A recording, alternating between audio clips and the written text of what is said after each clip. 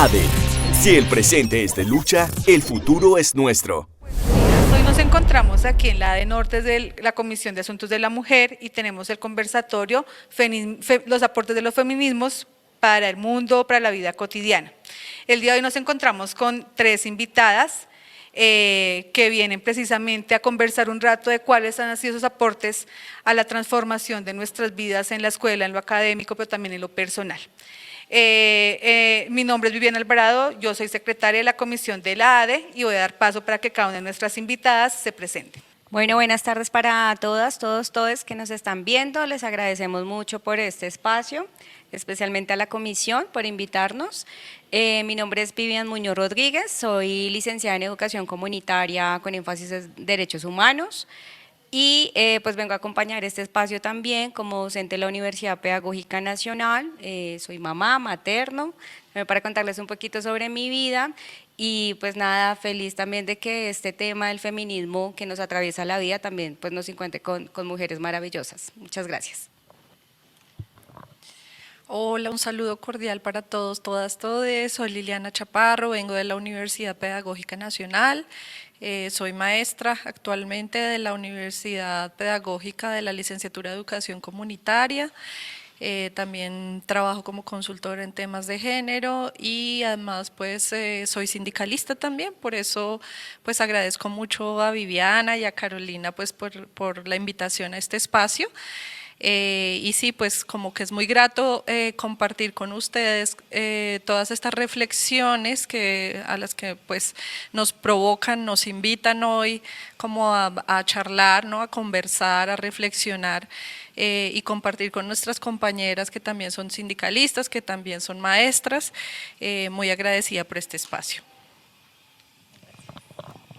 Bueno, buenas tardes a todos, todas y todes. Mi nombre es Diana Nocua, yo soy licenciada en Ciencias Sociales de la Universidad Pedagógica Nacional, también, pero me desempeño como docente en la Universidad Distrital Francisco José de Caldas, el programa de Comunicación Social y Periodismo y la licenciatura en Ciencias Sociales. También soy mamá. También soy sindicalista y bueno, he acompañado varias expresiones de la lucha social de las mujeres en el sector agrario, en el sector también de la lucha de los trabajadores. Entonces, pues les agradezco muchísimo por la invitación a la Comisión de Mujeres de la ADE y espero que podamos compartir un rato muy ameno para poder dialogar y tejer colectivamente saberes para la transformación de la escuela. Bueno, mi nombre es Carolina Castro, soy docente de Ciencias Sociales, también de la Pedagógica, y pues soy de la Comisión de Asuntos de la Mujer de la ADE, y pues hoy celebramos mucho este encuentro, y pues ojalá sea el primer encuentro de muchos. Entonces voy a pasarle la palabra a Vivi para que podamos comenzar. Bueno, vamos a iniciar con una pregunta que es importante porque precisamente vamos a mirar también la historia precisamente de todas estas luchas de las mujeres. Entonces la pregunta para iniciar es, ¿qué historias han fortalecido las luchas de las mujeres por nuestros derechos? Bueno, cuando nos hicieron llegar las preguntas, como cuando pensamos en luchas o reivindicaciones desde el lugar de los derechos, pues siempre nos vamos a un contexto histórico y político sobre el feminismo. Sin embargo, en esa relación, y últimamente me he puesto a pensar un poco también sobre mi propia historia de cómo llegó el feminismo a mi vida, y eso también me ha hecho a pensar un poco sobre el tema de cómo desde ese lugar también pues soy mamá. Y eso me ha atravesado muchísimo porque cuando yo empecé a estar en temas de feminismo, nunca lo hice organizativamente en la universidad. Sin embargo, cuando yo estaba haciendo mi tesis para el pregrado, empecé a trabajar con la profesora Sonia. Ella pues me hizo una invitación para trabajar en educación con mujeres en El Paraíso, en barrio de Ciudad Bolívar, y empezamos a trabajar con ellas. Entonces yo todavía no me declaraba feminista, era un proceso de educación y demás. Sin embargo, cuando yo llegué allá me empecé a encontrar con unas condiciones muy complejas también del contexto, no solo socioeconómico, cultural, educativo, sino algo en particular, y eran las historias de vida de las mujeres. Y era cómo esas propias historias de vida se compartían y se replicaban una tras otra y tras otra. Y eso me hizo pensar sobre mi historia de vida. Y yo me ponía a pensar y yo decía, bueno, pues a diferencia de ellas, pues yo tengo un lugar de educación, tengo una familia, tengo como otros escenarios, pero luego empecé un poco a recapacitar porque además yo hacía sesiones de acompañamiento a las mujeres, pues hablar sobre el tema del amor propio, el autocuidado, de los procesos educativos también. Y me fijé que yo dedicaba tiempo en la implementación, en la planeación pedagógica, pero después llegó un momento en que me di cuenta que hacia mi casa eso no estaba. Eso no estaba y era una figura súper marcada en el rol de mi mamá. ¿Sí? Porque esa mujer, las mujeres del paraíso eran la misma historia de mi mamá, a diferencia que mi mamá sí no salía. Era la única mujer de la casa que pertenecía o que permanecía todo el tiempo en el hogar. Entonces, a raíz de eso, empecé como, pues así, empezar a transformar las prácticas también propias que habían en mi casa. Y así yo llegué al feminismo y pienso que fue por mi mamá. Y es por pensar ese lugar de cuidado también, por ese rol también que hay en la sociedad impuesto. Y era, mi mamá es la única que no sale, salía mi papá a trabajar, mis hermanos a trabajar, a estudiar, por supuesto yo también, e incluso teníamos espacios de diversión porque salíamos después de la universidad y demás, y llegábamos y estaba ella, nos levantábamos y estaba ella ya en todo el trabajo doméstico no remunerado. Entonces, efectivamente el feminismo me empezó a mostrar esas categorías y yo decía, claro, esto no es amor, esto es trabajo, ¿sí? Y asimismo, pues empecé obviamente a leer, a empezar a estar en otros espacios también en colectividad con mujeres feministas, a escuchar a profesoras acá, que Lili también fue mi profesora en la universidad, y eso también como que me fortaleció mucho en ese lugar, pero también en el espacio de práctica. Y así como parte de esa historia, un poco de pensarnos sobre la lucha sin irnos, pues obviamente a toda la revolución también que ha habido en el mundo, es cómo empezó esa historia de vida y empezó fue por mi lugar en casa y cómo también empezamos a transformar ese lugar con las mujeres. Y yo digo, a veces pensamos que esas cositas pequeñas que hacemos en casa no son significativas, pero son las que más cuentan. Y recuerdo que cuando empezamos a trabajar con las mujeres, los talleres de alfabetización y demás, yo llegaba también con tareas para ellas. Entonces nos reuníamos todos los sábados y empezamos a hacer un cronograma de actividades en casa, que ellas, las excusas a veces que no iban, era porque tenían que dejar el almuerzo, porque tenían que cuidar a los niños y a las niñas y demás, y empezamos como, vamos a empezar a poner límites y eso implica que hagamos un horario, ¿sí? ¿Quién se encarga de lavar la loza? ¿Cuáles son esas actividades principales que hacemos en casa?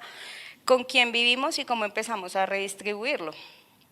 Eran ejercicios mínimos que yo hacía con las mujeres, sin identificar esas categorías de análisis, por supuesto que ya nos pone el feminismo y la economía del cuidado y demás. Y eso también que ayudó a que las mujeres empezaran a redistribuir el trabajo de cuidado, pero que además yo también lo empezara a hacer en mi casa.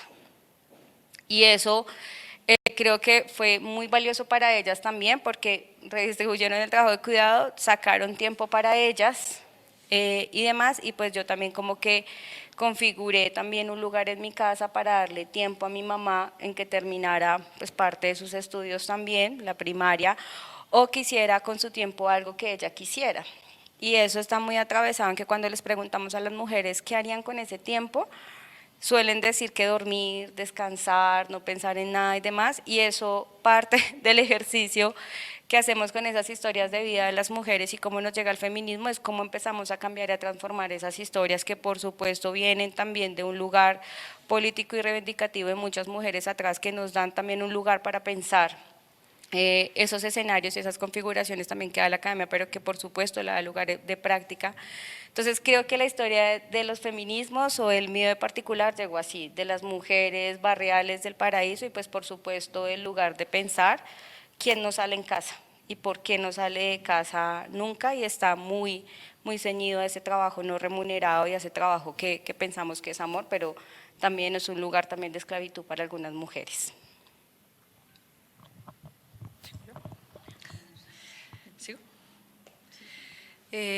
Bueno, sí, Es que es bien amplia y bien compleja la pregunta para abordar. Me parece muy lindo cómo lo aborda Vivi, porque lo aborda desde su historia personal. No lo había pensado así.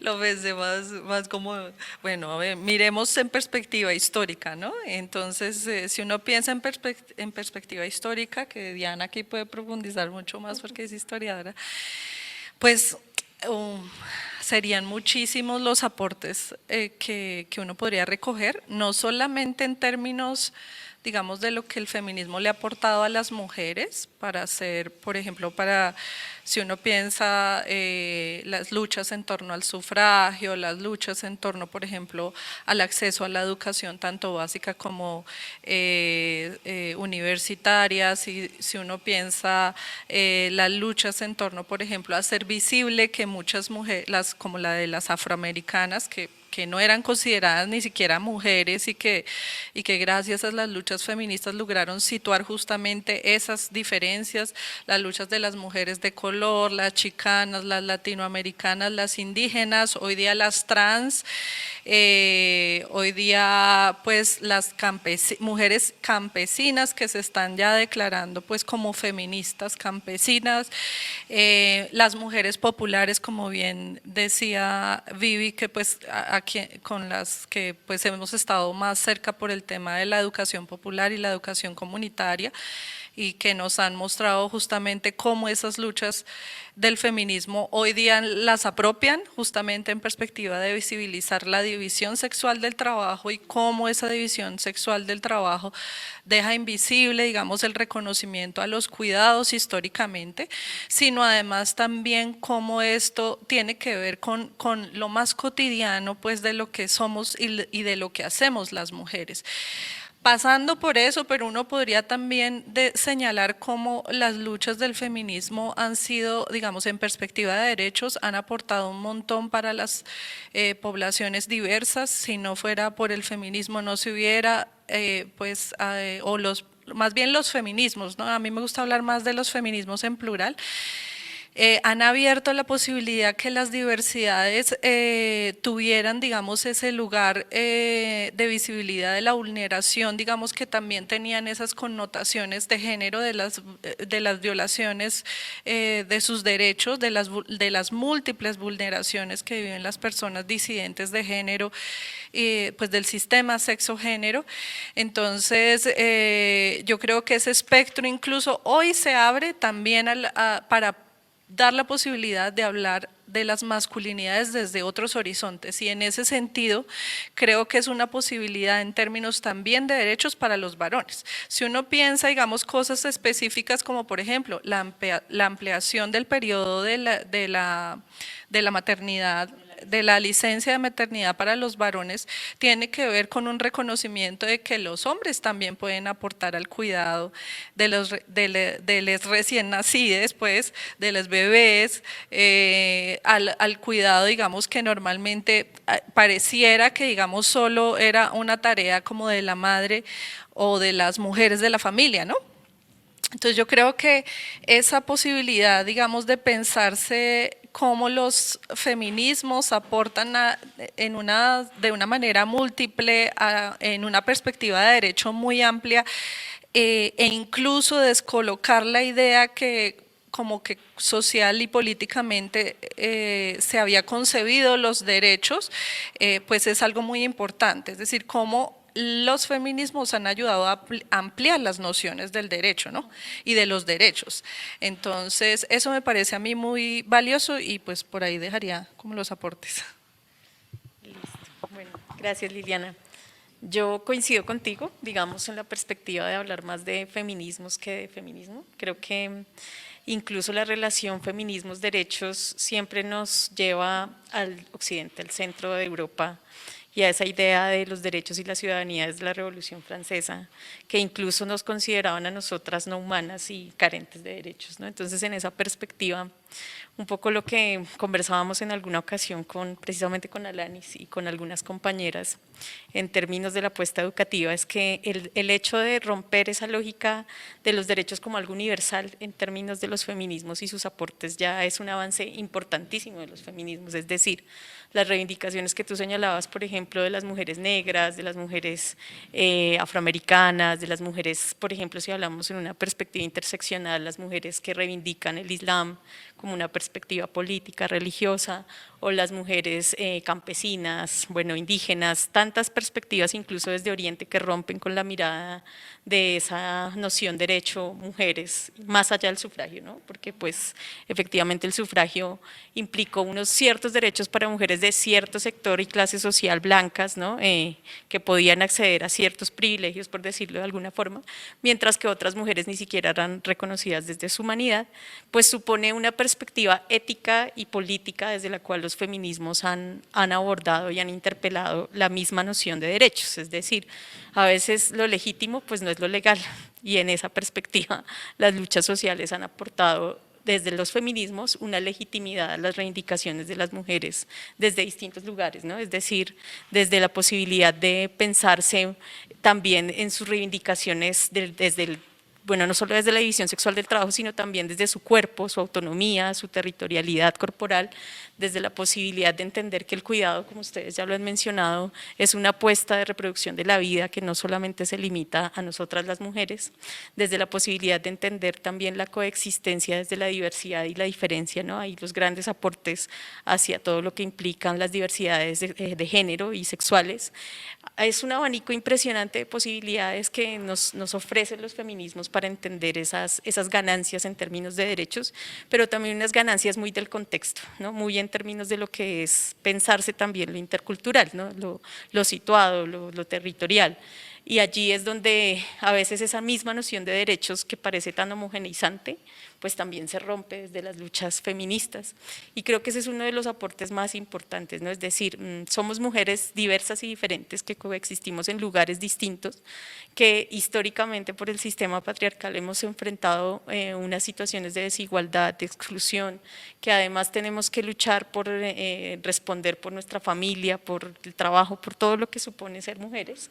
Y por supuesto con las diversidades pues hay una complejidad también allí mucho más grande, pero que de alguna manera hemos logrado comenzar a romper esos patrones culturales, sociales, políticos y económicos, y también posicionar otras reivindicaciones fundamentales como el cuidado de la vida más allá de la lógica antropocéntrica, ¿no? Es decir, la relación hombre, que además es hombre, ¿no? Solamente con la naturaleza, y pensar la coexistencia de todas las especies en un mundo cada vez más desigual y pues más complejo.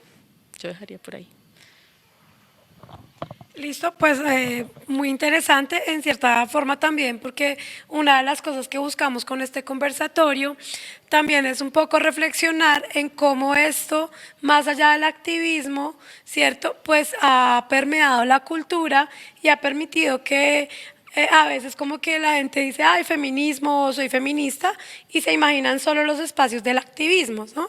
Pero entonces cuando estábamos haciendo esta reflexión con las compas de la comisión, con las compas de la conjura, pues también un poco lo que nos pensábamos es que hay cosas que ya han quedado, que están en nuestras cuerpas, que están en nuestras vidas, y pues la siguiente pregunta va un poco a cómo el feminismo le ha aportado a las infancias, a los niños, a las niñas, pues teniendo en cuenta que en cierta manera pues la escuela no ha tenido o no se ha permeado mucho el feminismo, digámoslo así, como que esto ha llegado como desde afuera, y hoy la escuela se ve como con el reto, como con la lucha, bueno, y cómo vamos a trabajar el tema en la escuela. Pero siento que el feminismo más allá de la escuela, que también me parece chévere pensar que la escuela no es el espacio de aprendizaje fundamental, pero sí me parecería chévere un poco indagar en cómo estas luchas del feminismo pues le aportan a esas infancias, pues también porque somos mamás, ¿no? Entonces también uno desde ser mamá, desde ese espacio, uno también se plantea, bueno, yo también como mamá, ¿qué le estoy dejando a mi hija, por ejemplo? Algo tan sencillo como el tema de que aprenda sobre su cuerpo, sobre su sexualidad y pues como en también la relación que comienza a establecer con ella, con los otros niños, y niñas y niñas, ¿no? ¿Sí? ¿Yo empiezo? Bueno, listo. Bueno, algo que retomo de la intervención anterior es este tema del disciplinamiento del cuerpo, que en la escuela uno lo ve muy normado, ¿no? Es decir, la diferencia sexual y biológica, niño, niña, hombre, mujer, sin lugar a algo distinto. Es decir, el patrón biológico allí como que se rompe totalmente con toda la perspectiva y la posibilidad de formar infancias distintas desde los feminismos, ¿no? Es decir, la posibilidad de entender que nuestros cuerpos tienen una autonomía, ¿no? Esta perspectiva de mi cuerpo como mi territorio, ¿no? Es fundamental y es un aporte de los feminismos para entender que somos seres, somos personas, más allá de nuestra división sexual, ¿no? Biológica, y que podemos coexistir y podemos ser desde nuestras distintas formas de ser, ¿no? Es decir, como lo que planteábamos alguna vez con una compañera, con Martina, que también pues es una compañera que ha impulsado procesos pedagógicos bien interesantes, como la diversidad de los colores que podemos tener en nuestra coexistencia es un aporte fundamental de los feminismos. Y allí creo que también la posibilidad de entender que, pues que la escuela es bastante esquemática y estructurada aún hoy en estos ejercicios de la división biológica del sexo-género, ¿no? Es decir, de entender esa mirada solamente desde algo biológico y que los chicos y las chicas y las chiques ya empiezan a cuestionar, precisamente porque su forma de entender el mundo, de relacionarse con los otros, con las otras, con los otros, no es esa. O sea, casi que nosotros somos los que terminamos imponiéndosela incluso en el ámbito escolar. Entonces, cuando uno se encuentra con ellos, con ellas, pues se da cuenta de que sus formas de ver el mundo son totalmente distintas y que se están dando a conocer más allá del adultocentrismo, ¿no? Es decir, con la posibilidad de tener una participación incidente, de entender que sus formas de ver la vida y la realidad son importantes, muy importantes, incluso mucho más creativas e imaginativas que las de nosotros los adultos. Me parece que es algo clave que ha sido un aporte, por supuesto, de los feminismos y de los abordajes pedagógicos con los enfoques de género, diferenciales, étnicos y demás, pero que son, por supuesto, pues fruto de las disputas por el género y el feminismo que han sido claves. Por ahí. Gracias. Pues yo creo que sí hay algo, digamos, hay algo como muy importante que aportan los feminismos en cuanto a la lectura de la realidad, es justamente entender las opresiones, ¿no? Entonces, y cómo operan esos sistemas de opresión, y no solamente los que se derivan pues del clásico modelo sexista, ¿no? De la división pues sexual y de la diferencia sexual en el mundo, sino también estos otros sistemas de opresión como son pues el racismo, justamente el adultocentrismo, el edadismo, bueno, todos los ismos que operan como desde las lógicas de opresión. Entonces, hay una cosa ahí que a mí me parece pues que todavía es algo en lo que hoy día los feminismos pues están preocupados también y pienso que han sido pues de los movimientos pues que más han podido avanzar en esa perspectiva, y es justamente de pensarse como un movimiento social que supere, digamos, esa perspectiva adultocéntrica que pues ha atravesado pues históricamente también todos los movimientos sociales o los movimientos políticos, digamos, que en los que se han inscrito pues las luchas en la humanidad, ¿no? Entonces, pensaría que ahí, por ejemplo, se está haciendo un aporte muy interesante, justamente porque a la hora pues de visibilizar esas voces que no han estado presentes, una de ellas pues, y son muy importantes, son la de las niñeces, ¿no? Pero esas voces no como las y los adultos y los adultos quieren escucharles, sino pues originariamente como son, ¿no? La autenticidad de esas voces, y creo que esas voces nos han enseñado que son diversas, pues nos han enseñado a profundidad y digamos de manera muy coherente qué significa pensar el mundo fuera de los esquemas y de las determinaciones que operan justamente por la forma y los modelos que reproducimos cuando devenimos en sujetos adultos y nos pensamos, por ejemplo, en perspectiva de derechos o nos pensamos, por ejemplo, como sujetos políticos. Y creo que ahí hay una devolución y es justamente concederle a esas niñeces esa posibilidad de ser reconocidas como sujetos de derechos. Y entonces eso es muy potente porque aparecen esas cosas allí que igual los movimientos por la educación también los han citado y es justamente la participación de las niñeces. Pero aparecen también cosas nuevas, ¿no? Como por ejemplo la posibilidad de pensar esas infancias, por ejemplo, que no están dentro de la norma o no reproducen la norma de género, binaria de género. Y, por ejemplo, bueno, a mí me ha gustado mucho todo esto que ha venido sucediendo en el mundo y en América Latina alrededor como de la educación y el reconocimiento de las infancias trans.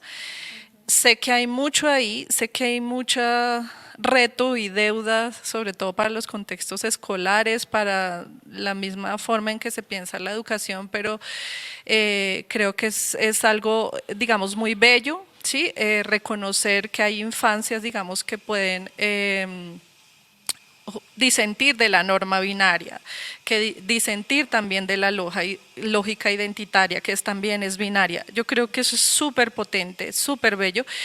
Y de ahí en adelante, por ejemplo, esas derivas literarias, bueno, todo lo que se está haciendo alrededor como de justamente de producir desde lógicas no adultocéntricas, pero también no androcéntricas, mucho material y conocimiento y reconocer justamente esas personas que habían estado invisibles en la historia del conocimiento para que esas infancias crezcan con otros referentes, ¿no? Referentes que, por ejemplo, pueden ser muchos de ellos y ellas personas racializadas, que pueden ser personas, digamos, con situaciones de discapacidad, pero que le han aportado al mundo de múltiples maneras. Entonces, eso a mí me parece que es una puerta que, desde mi perspectiva, a mí me la enseñó pues el feminismo. Entonces, y los feminismos. Entonces, creo que es realmente algo pues muy bello y que pues todavía nos falta reconocer todo el esplendor y todos los aportes que pueden venirse dando en esa perspectiva. Bueno, sí, no, es que estaba pensando un poco en eso porque mi hijo Juan Sebastián está iniciando en este momento el proceso escolar, está en jardín, en un colegio. Y pues antes de que él entrara, pues por supuesto estaba el lugar de nosotros como papá y mamá, hacer ese proceso de acompañamiento también educativo en términos, pues por supuesto de que pues yo me pienso el lugar desde los feminismos, mi compañero también tiene otro lugar de enunciación. Y cuando empezamos a llegar a los espacios de la escuela nos empezamos a estrellar con muchas cosas.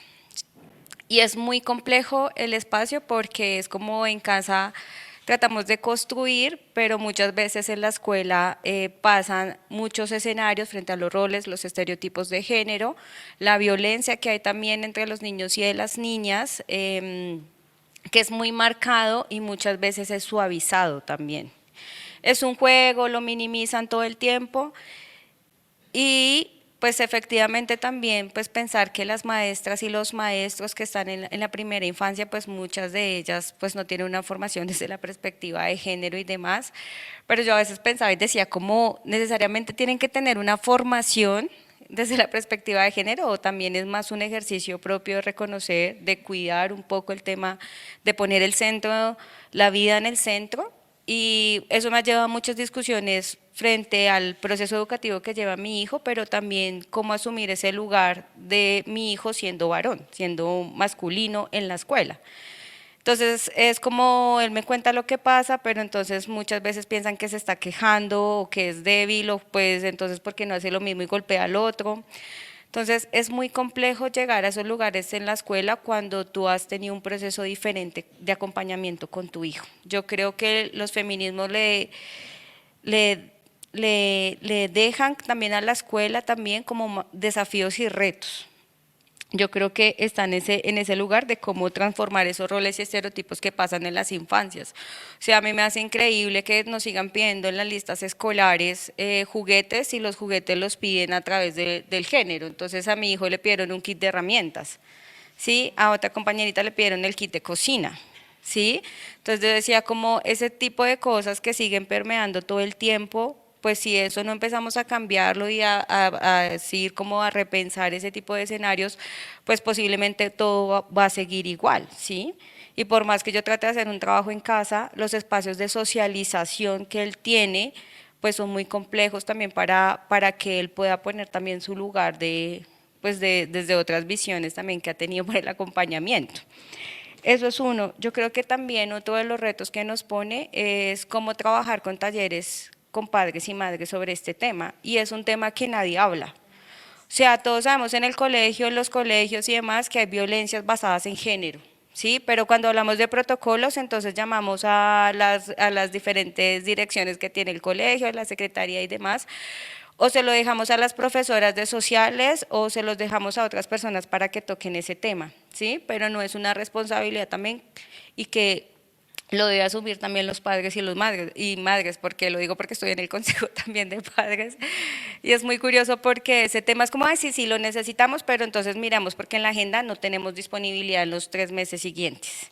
Entonces yo decía como hay situaciones que están pasando en el colegio y demás, y por qué volvemos a ese tema de no hablarlo, ¿sí? Y además que no hablarlo implica ocultar, implica negar las situaciones que están pasando y además pues revictimizar también a las personas que son víctimas de violencia dentro de los colegios y que muchas veces esas violencias son replicadoras de lo que está pasando en casa. O sea, uno se pone a dimensionar y es como hay violencia frente a las hermanas, frente a la mamá, frente al papá, a las abuelas y demás, y también eso se vuelve una cadena que de cierta medida el colegio con algunas herramientas podría también frenar, pero esto no es un tema que solo les compete a las profesoras de las áreas de ciencias sociales, eso es un tema que les corresponde a todas las áreas, este es un tema que tiene que ser transversalizado en todos los currículos escolares. Y uno se pregunta, incluso con Vivi y con Caro estuvimos en un diplomado el año pasado y me parecía muy interesante porque había una profesora química que ella transversalizó el enfoque de género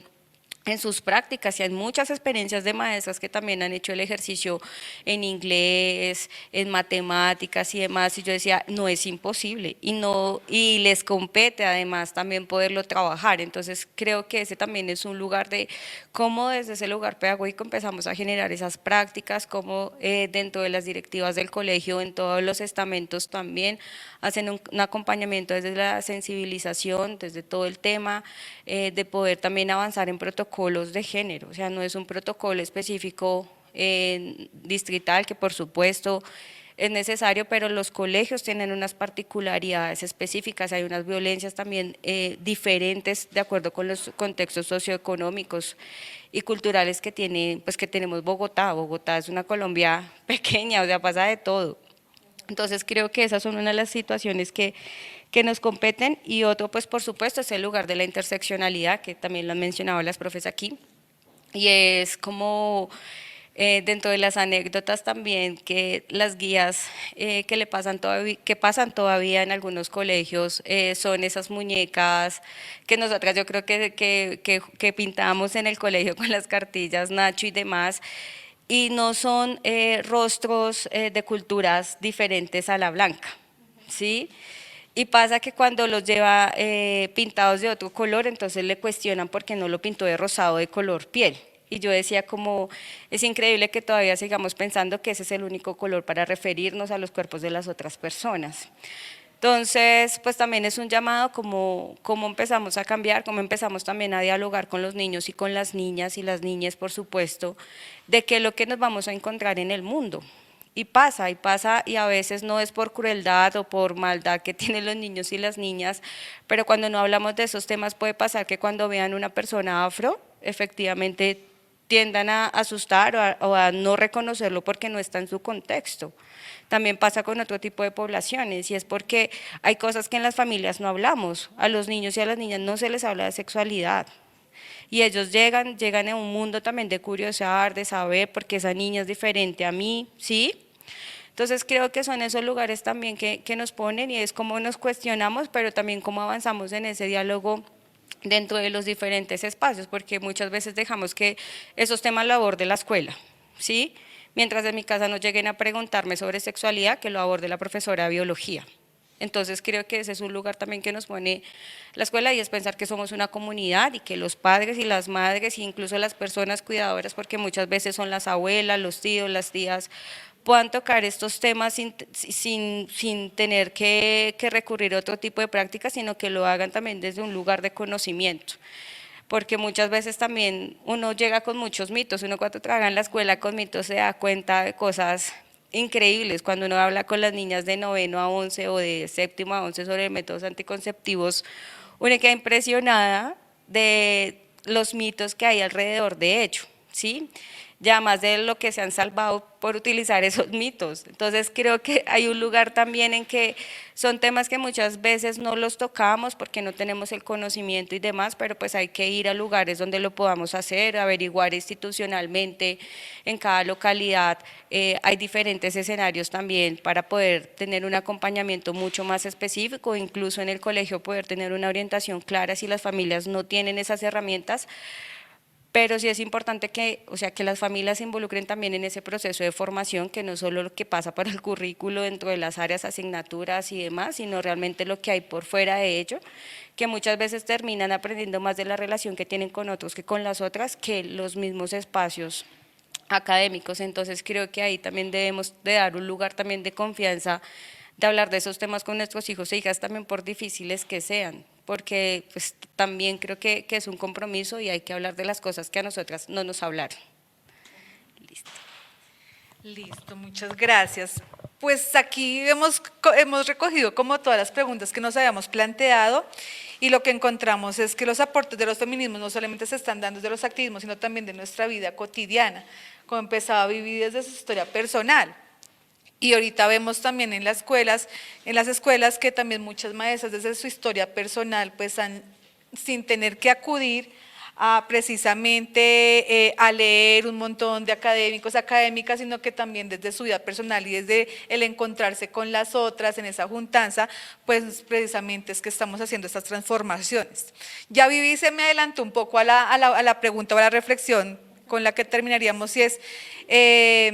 todas somos maestras y ustedes son maestras de maestros y maestras que están en formación, es pues, ¿qué hacemos? ¿Qué hacer precisamente? Ya Vivi nos decía, nos daba muchos tips también desde ser madre también, desde nuestras casas, porque sí, realmente a la escuela llegan diversidades, pero en la escuela también nos han dejado a veces muy solos y solas, porque también necesitamos aquí unas políticas públicas, ¿cierto? También necesitamos un interés político por querer llevar estas discusiones, no solamente a nivel de allá de la escuela pequeña, sino también a nivel nacional, porque hablamos de una educación sexual integral, pero una educación sexual integral, exactamente, ¿cómo?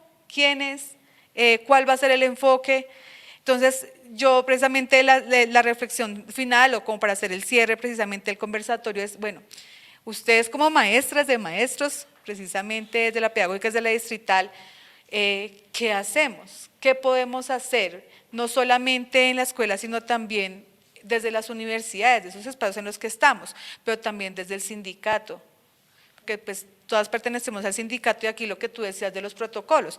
Nosotros desde la Comisión de Asuntos de la Mujer siempre hemos denunciado que no existe un protocolo de atención para violencias basadas en género para las maestras y la Secretaría pues hizo caso omiso frente a esto, pero también encontramos que en los sindicatos tampoco hay un protocolo de violencias basadas en género. Entonces estas pequeñas transformaciones son las que precisamente los feminismos nos han aportado y que queremos empezar a trabajar. Entonces pues es precisamente terminar con esa reflexión. ¿Qué hacer para que esto realmente empiece a calar allá en la raíz de todo esto? Porque todo es un sistema, todo está anclado en este sistema y pues tenemos es que cortarlo de raíz. Bueno, uy, no, estaba escuchando a y pensaba muchas cosas como en anécdotas de la universidad un poco, y es que también hay que entender que, bueno, uno, que todas las personas claramente somos muy diferentes, que tenemos unas apuestas enmarcadas también desde otros lugares, otros intereses por supuesto también. Y eso pues me lleva un poco a reflexionar que claro, la feminista de hace 15 años no es la misma de hace 7 y pues por supuesto ahorita menos siendo mamá porque me pone también en otro lugar. Eso uno, y es entender también que nosotras nos transformamos también a través de nuestras historias de vida y eso también le pasa a muchos estudiantes frente también a sus dinámicas propias. Entonces creo que una es poder ver que con el tiempo también nos vamos transformando y eso también nos da un lugar de enunciación diferente. Lo segundo, creo que lo más importante es no rompernos entre nosotras. O sea, esas mismas diferencias a veces que tenemos con las otras, muchas veces si bien no podemos trabajar en conjunto y demás, también es un lugar de darle esa esencia a esa persona también y poder reconocer por qué también está en ese lugar.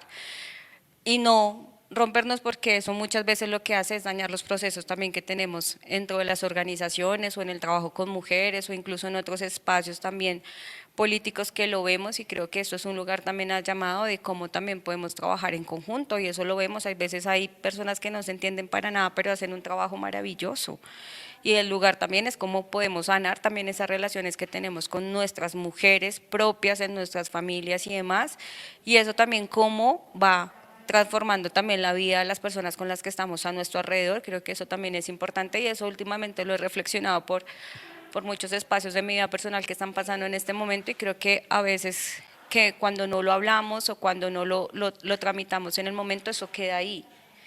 Y cuando eso queda, muchas veces nos encontramos con situaciones parecidas y actuamos de la misma forma porque no logramos exteriorizar esa situación que nos incomoda. Entonces creo que también desde un lugar del cuidado y desde el amor es necesario que entre las mujeres también podamos hablarlo, incluso con los hombres también, como mira, esto no me parece que sea así, esto no me parece correcto, podemos trabajarlo desde otro lugar, pero creo que sí es importante como hablarlo y como reconstruir esas relaciones y ese tejido social que en este momento también se está como perdiendo mucho, ¿sí? Yo creo que antes los movimientos sociales, los movimientos políticos y demás han tenido también una transformación, entonces también es como revisar también cómo podemos trabajar en ese entorno.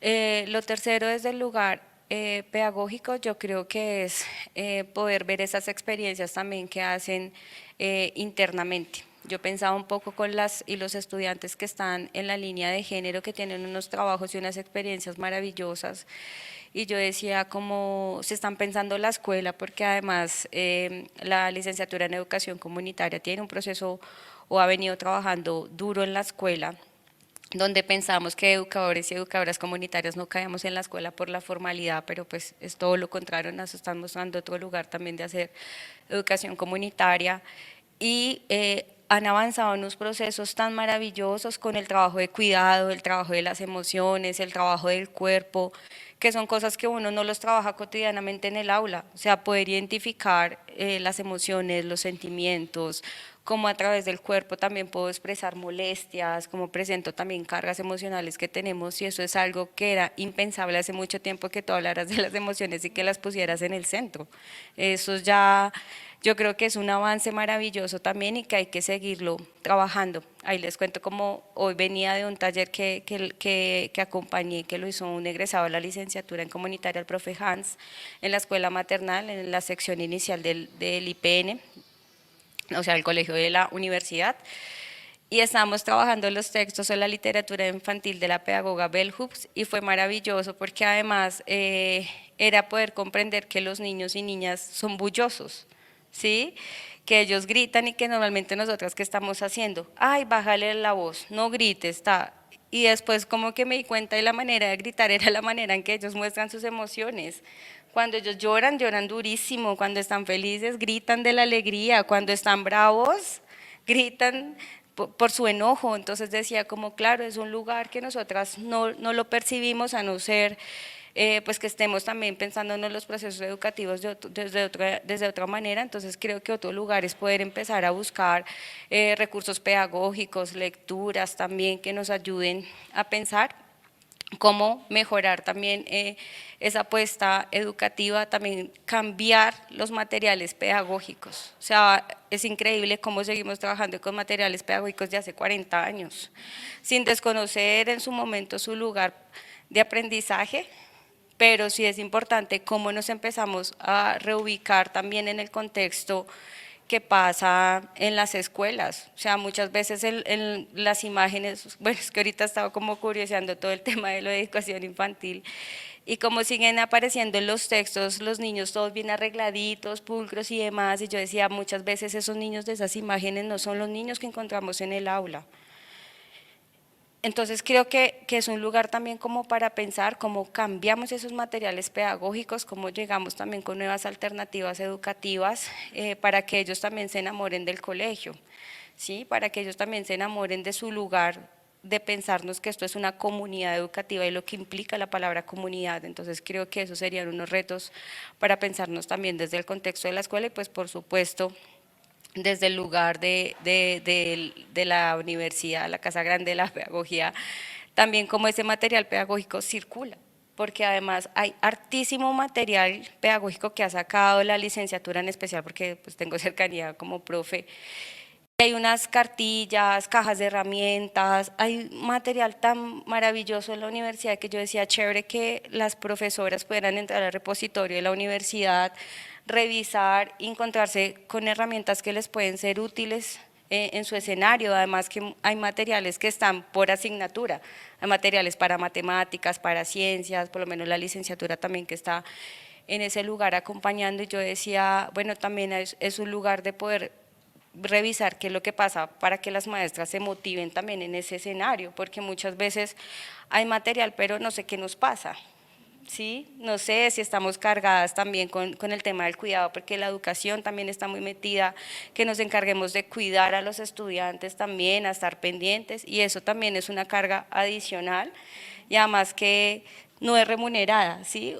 A veces pensamos que por ser profesoras tenemos que estar pendientes de los 30 estudiantes, ¿sí? O se confunde incluso también ese lugar y se pone netamente al cuidado de las maestras, y eso nos pasa muchas veces con las profesoras de primaria. Yo a veces escucho como las discusiones de los papás, es que mi niño se me cayó y ¿usted dónde estaba? Y yo decía, pues eso tampoco es responsabilidad de la maestra, claro, hay que tener unas indicaciones, un espacio de cuidado y demás, pero no necesariamente las maestras tienen que ser ese lugar de cuidado.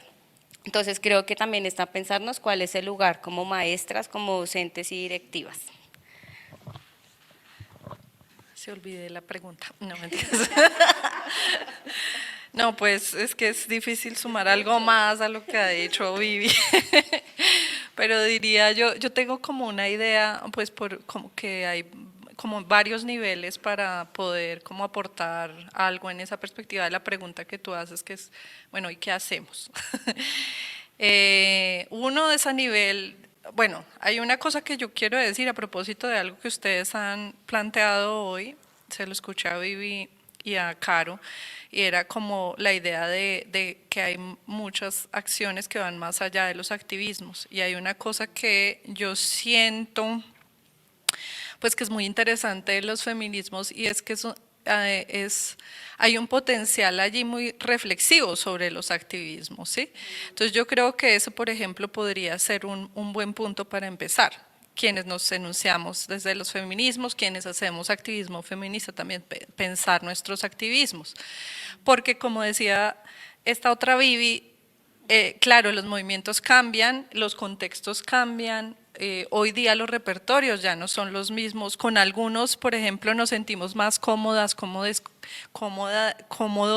que con otros, algunos son mucho más cuestionados que otros, Pero creo que si hay una facultad que ha tenido o una posibilidad que ha abierto los feminismos justamente ha sido pensar esas y reflexionar y tratar, digamos, de crear incluso lenguajes que sean muy asertivos para que las personas, por ejemplo, entiendan cómo eso sí tiene que ver con la cotidianidad, cómo sí tiene que ver con la vida íntima o lo que llamamos lo privado, bueno, cómo sí tiene que ver con la sexualidad y cómo sí tiene que ver con un montón de cosas. Entonces yo creo que por ahí, por ejemplo, pienso que hay una tarea.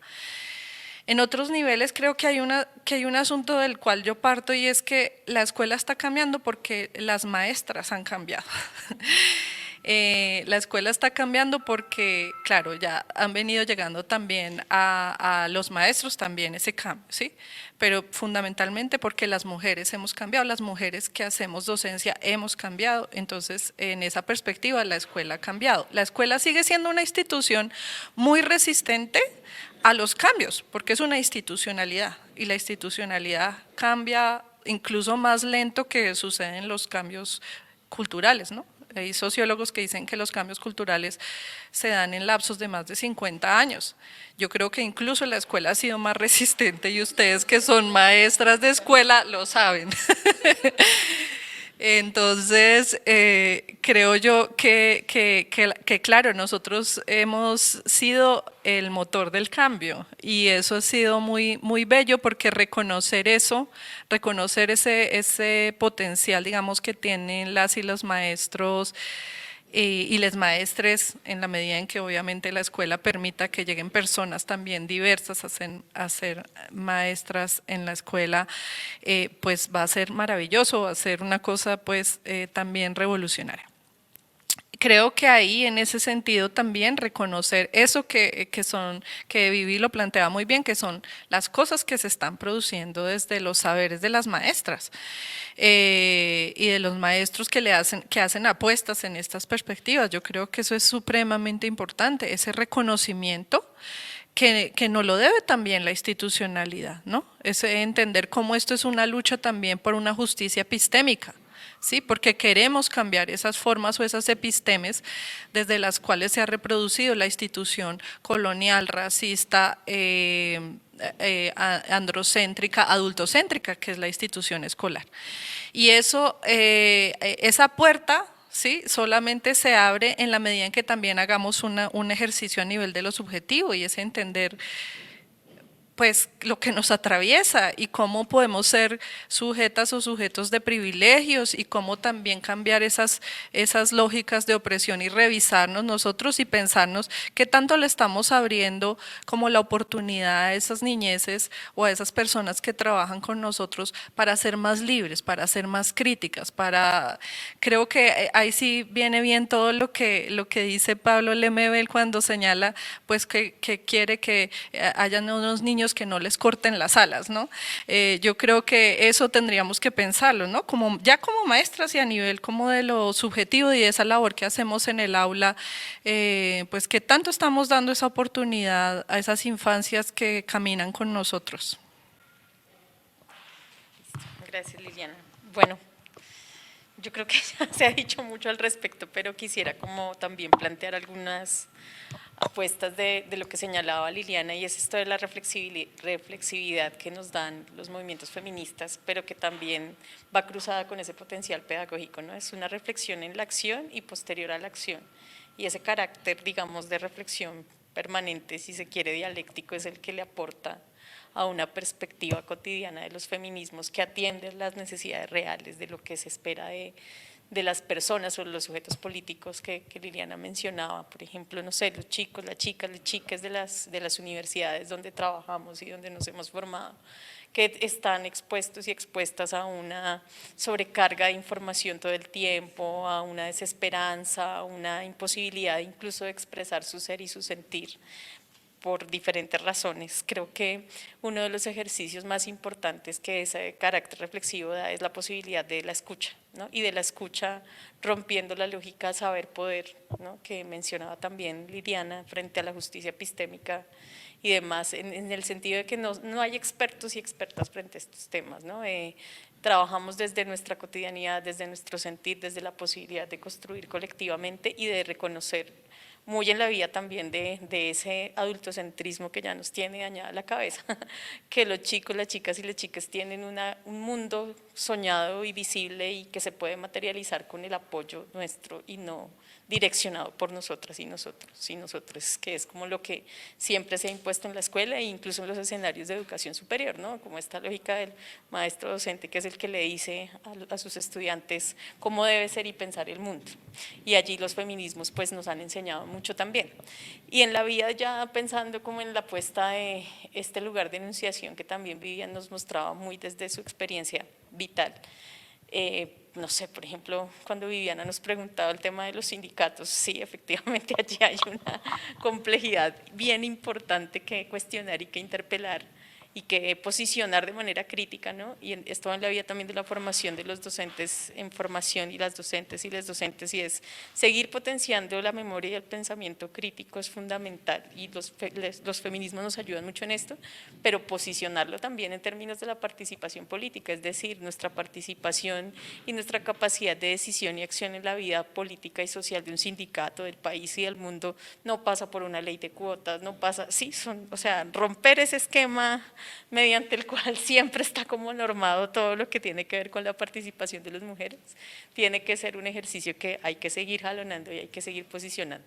Y ahorita que tú mencionabas como el tema de las políticas públicas y demás, es bien complejo, ¿no? Es bien complejo porque quienes administran y gobiernan pues a veces tienen esta mirada homogeneizante de que todo se puede arreglar atendiendo para todos todo de la misma manera, pero sí creo que hay que en esa misma vía aprovechar estos poquitos o muchos escenarios de participación que se abren, ¿no? Ahorita con todo esto de la reforma a la Ley 30, para el caso, por ejemplo, de las instituciones de educación superior y seguramente para lo que se vendrá con todo lo que tiene que ver con lo que ustedes mencionaban, este tránsito y esta transformación cultural de la escuela, que seguramente está mucho más rezagado, pues hay que buscar mecanismos de organización, de discusión, de diálogo, de liberación, como los que ustedes están promoviendo, pues para ir incidiendo de a poco con todas estas apuestas.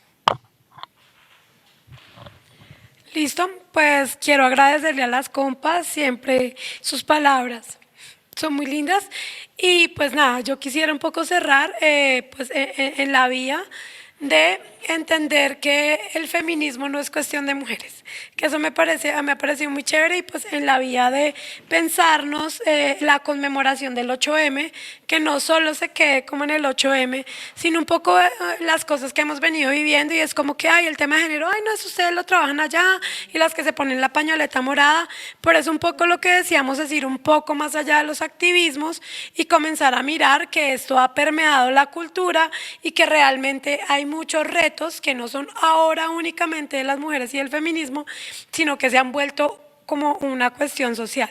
Entonces, pues yo les agradezco mucho a las compas, esperamos que este sea el primero de muchas conversaciones. Y pues nada, como que están bienvenidas siempre acá con la comisión y pues esperamos que se repita. Muchísimas gracias. ADE. Si el presente es de lucha, el futuro es nuestro.